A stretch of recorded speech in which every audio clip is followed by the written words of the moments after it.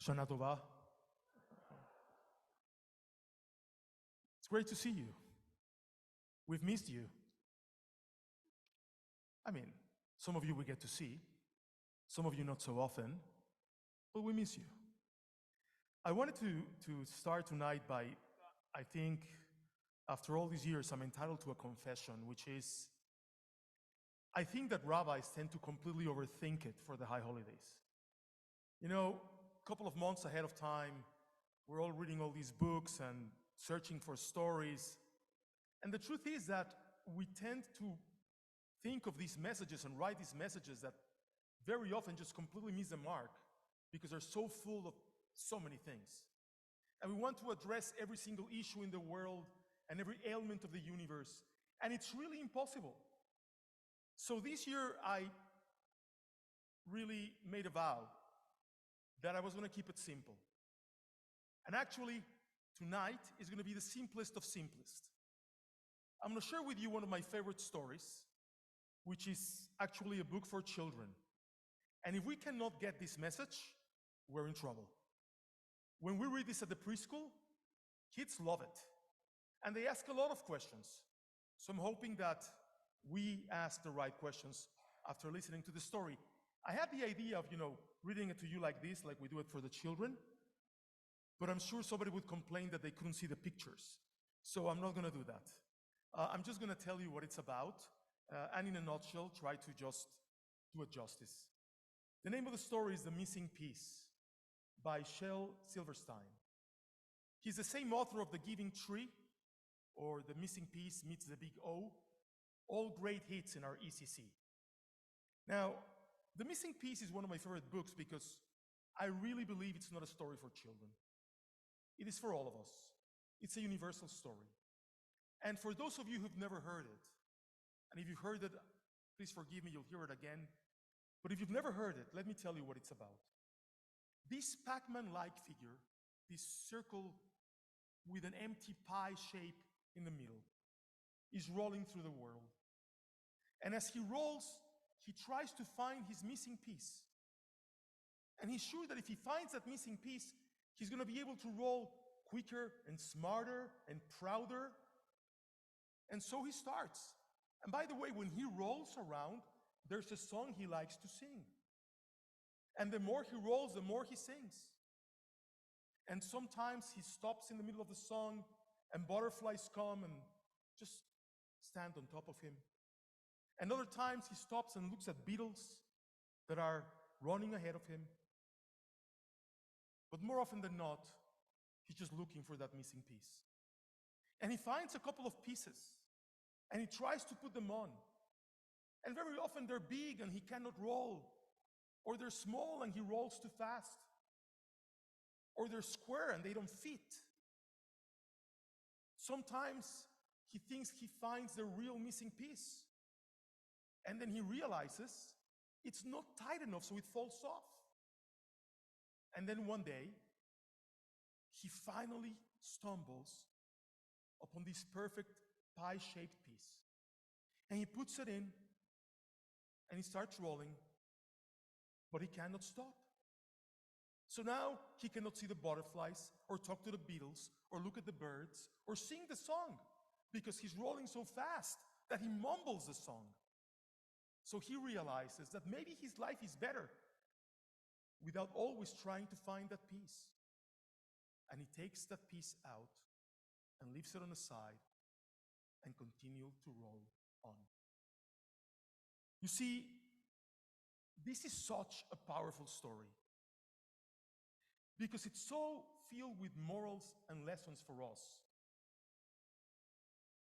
The story can be described as a commentary on how, more often than not, we miss our own life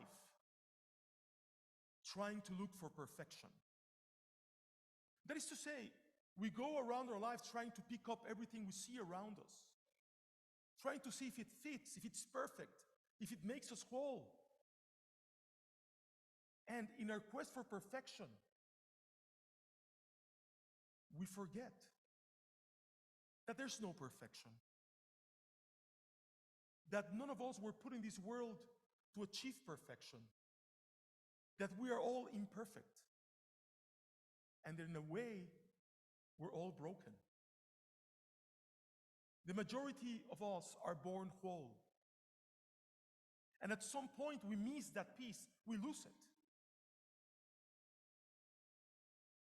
And you can correct me if I'm wrong, but we all discover eventually that you can never replace it.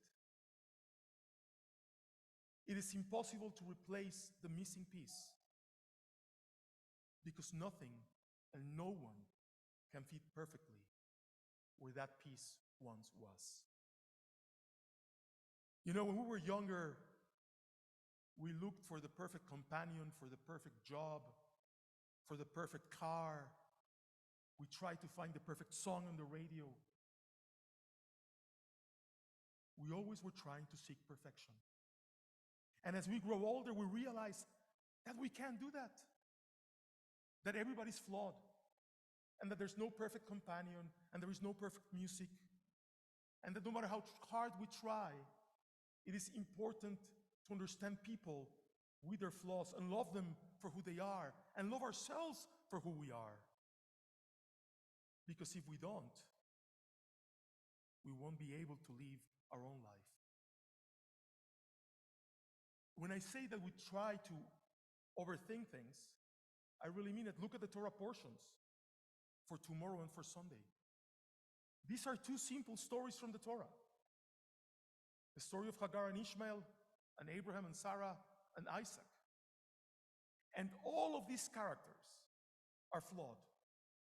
Every one of our heroes has imperfections. Every one of these biblical figures cannot live up to what God wants them to live up to be. They all make mistakes, horrible mistakes. And they move on. And that's the message. That the new year, that Rosh Hashannah is not about seeking perfection. It's not about saying to God, I will return to you and I'm going to be great. It's about saying, I will return to you and I will be better. I will not be perfect, but I will be better. That's what we're doing here tonight.